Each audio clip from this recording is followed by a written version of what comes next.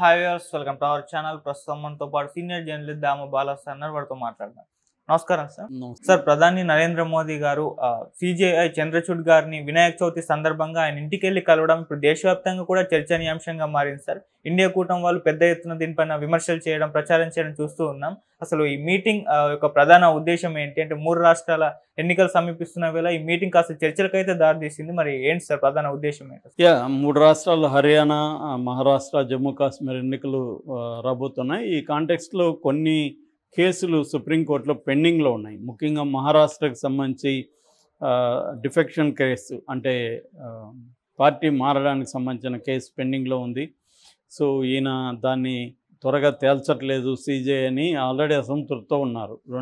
చాలా కాలమైనా కూడా పోస్ట్పోన్ చేస్తూనే ఉన్నాడు, తేల్చట్లేదు అని సిజే మీద అసంతృప్తి ఆల్రెడీ శివసేన, ఎన్సిపి దీంట్లో ఉన్నారనమాట. ఇప్పుడు మొన్న ఏం జరిగిందంటే, సిజేఐ ఇంట్లో గౌరీ గణేష్ పూజ చేశారు, గణపతి దీనికి సందర్భంగా చేసినప్పుడు ఆయన ప్రధానమంత్రిని ఆహ్వానించాడని ప్రధానమంత్రి ఆయన ఇంటికి వెళ్ళాడు.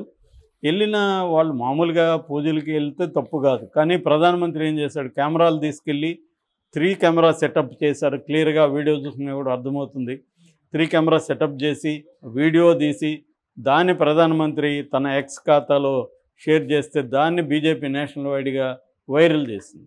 సో ఇది ఎందుకు చేశారు అనేది ఇవాళ వీళ్ళు ఇండియా కూటమి ప్రశ్నిస్తున్నారు. ముఖ్యంగా శివసేన ఎంపీ సంజయ్ రౌత్, తర్వాత ప్రియాంక చతుర్వేది, ఎన్సిపి సుప్రియా సోలే, వీళ్ళందరూ ప్రశ్నించేది ఏంటంటే, ఇలాగా చేయడం ద్వారా ఆల్రెడీ ఈ చంద్రచూడ్ కొన్ని ప్రభుత్వ అనుకూలంగా నిర్ణయాలు తీసుకుంటున్నాడు కొన్ని విషయాల్లో, కొన్నిట్లేమో కేసులేమో సుమోటోగా తీసుకుంటున్నాడు. ఇప్పుడు ఫర్ ఎగ్జాంపుల్ బెంగాల్లో కలకటాలో జరిగిన కేసుని సుమోటోగా తీసుకున్నారు. కానీ మోడీకి యాంటీగా లేకపోతే ఎన్డీఏ ప్రభుత్వానికి యాంటీగా ఉన్న కేసులను మాత్రం సుమోటోగా తీసుకోవట్లేదు. ఇక్కడ ఏంటంటే, ఇండియా కూటమిలో ప్రభుత్వాలు ఉన్న చోటేమో ఏదైనా జరిగితే సుమోటోగా తీసుకుంటున్నారు అనేది వీళ్ళ విమర్శ. అట్లాగే ఈ డిఫెక్షన్ కేసులు కూడా ఏమీ తేల్చట్లేదు. అంటే ఓవరాల్గా ప్రభుత్వానికి, మోడీ ప్రభుత్వానికి యాంటీగా ఉన్న కేసులను మాత్రము డ్రాగ్ ఆన్ చేస్తూ పోతున్నారు, వాటి మీద నిర్ణయాలు తీసుకోవట్లేదు. అదే ఇండియా కూటమి ఉన్న రాష్ట్రాల్లో ఏదన్నా జరిగితే మాత్రం చాలా సుమోటోగా తీసుకుంటున్నారు, చాలా స్పీడ్గా దాని మీద తీసుకుంటున్నారు. ఇప్పుడు ఇది కూడా కలకటా మెడికో కేసులో కూడా సుప్రీంకోర్టు చాలా సీరియస్గా ఇన్వాల్వ్ అయింది, డెడ్ లైన్లు పెడుతుంది, సిబిఐకి నివేదికలు తెప్పించుకుంటుంది, ఎప్పటికప్పుడు ఇవన్నీ చేస్తుంది. అదే మరి మోడీకి యాంటీగా వీళ్ళు పెట్టిన కేసుల్లో మాత్రం చేయట్లేదు అనేది వీళ్ళ ఆరోపణ. సో అందువల్ల ఇప్పుడు సిజే ఇంటికి వెళ్ళి ఇలా చేసి ఆ వీడియోని విపరీతంగా ప్రచారం చేయడం అనేది కరెక్ట్ కాదని కపిల్ సిబాల్ లాంటి సీనియర్ అడ్వకేట్లు కూడా చెప్తున్నారు.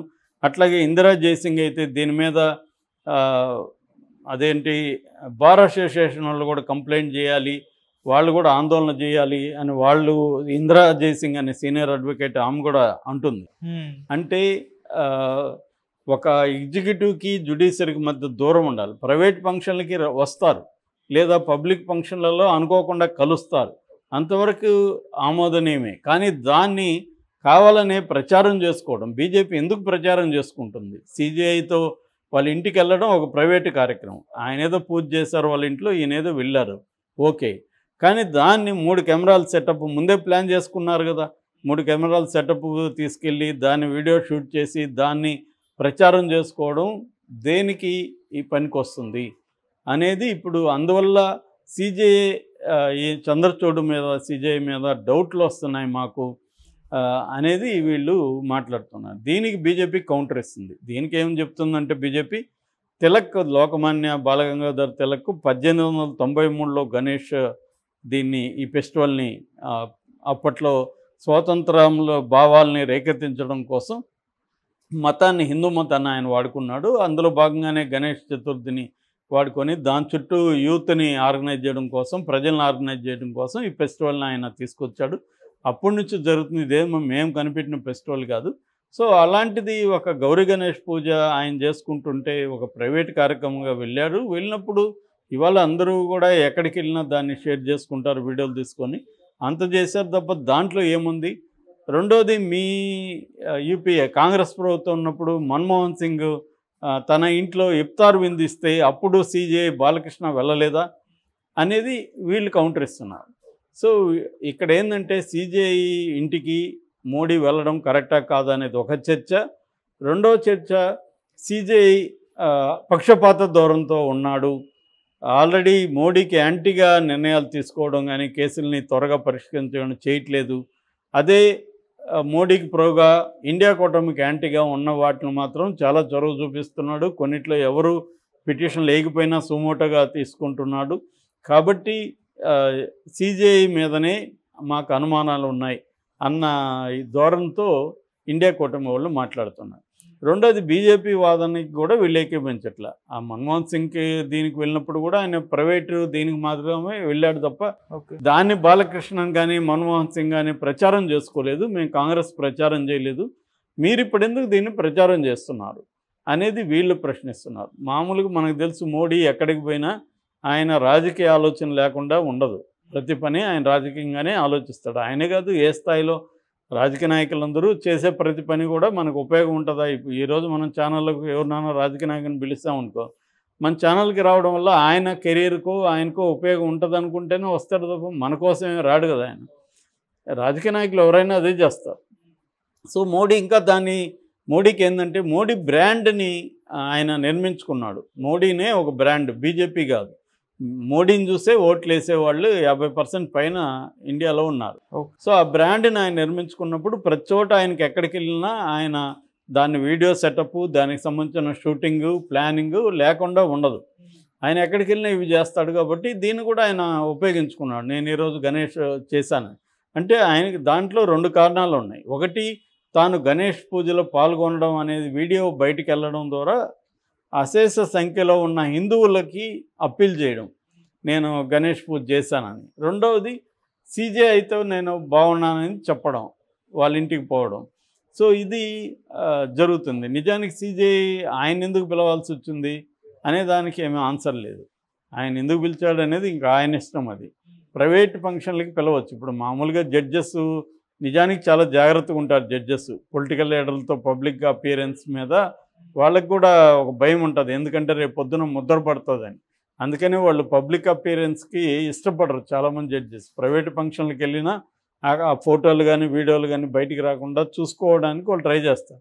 ఇప్పుడు రామోజీరావు మీద కూడా ఇలాగే విమర్శలు వచ్చింది. రామోజీరావు కేసులు హైకోర్టులో ఉంటాయి. హైకోర్టు జడ్జెస్ చాలామంది దాదాపు 15 మెంబర్స్ ఎంతో రామోజీరావు మనవరాలు పెళ్లికి అటెండ్ అయ్యారు. మరి ఎలా అటెండ్ అవుతారు? రామోజీరావు కేసులు మీరు ఎలా డీల్ చేస్తారు నిష్పక్షపాతంగా? ఆయన పెళ్ళికి వెళ్ళి ఆయన గిఫ్ట్లు తీసుకొని వస్తాయి అన్న విమర్శలు కూడా అప్పుడు వచ్చాయి. ఇవి జరుగుతుంటాయి. కాకపోతే వీళ్ళు కూడా ట్రై చేస్తుంటారు. ఇప్పుడు రామోజీరావు లాంటి వాళ్ళు కావచ్చు, చంద్రబాబు, ఇక్కడ కేసీఆర్, జగన్, ఇలా అధికారంలో ఉన్నవాళ్ళు జడ్జిల్ని ప్రసన్నం చేసుకోవడానికి ట్రై చేస్తుంటారు. ఆ మధ్య కూడా జగన్కి సంబంధించిన ధర్మారెడ్డి లాంటి వాళ్ళు ఒక జడ్జికి కాస్ట్లీ వాచ్ గిఫ్ట్ కూడా ట్రై చేశారని ఒక వార్త తెలుగుదేశం వాళ్ళు చేశారు. అట్లాగే చంద్రబాబు అమరావతిలో కూడా వాళ్ళకి జడ్జెస్కి ల్యాండ్ ఇచ్చారని ఈ విషయాన్ని జగనే ఓపెన్గా జస్టిస్ రమణ మీద కంప్లైంట్ ఇచ్చాడు అప్పట్లో. సో ఇలాగ జడ్జెస్ మీద రకరకాల కంప్లైంట్. అదే రమణకి ఇక్కడ కేసీఆర్ అప్పనంగా ఒక ప్రైవేట్ సంస్థ ఆయన స్థాపిస్తే ఆర్బిట్రేషను, దానికి ఈయన కొన్ని కోట్ల విలువ చేసే బిల్డింగ్ స్పేస్ని ఫ్రీగా ఇచ్చాడు అన్న విమర్శలు కూడా కేసీఆర్ మీద, జస్టిస్ రమణ మీద అప్పుడు వచ్చాయి. ఇలాగ జడ్జెస్ మీద, జడ్జెస్ పిల్లల వ్యాపారాలు, దానికి సంబంధించిన ప్రభుత్వాలు హెల్ప్ చేయడం, ఇవి కొన్ని చోట్ల వస్తున్నాయి. సో లేదని చెప్పలేం. అయితే నిజంగా ఇప్పుడు నిజానికి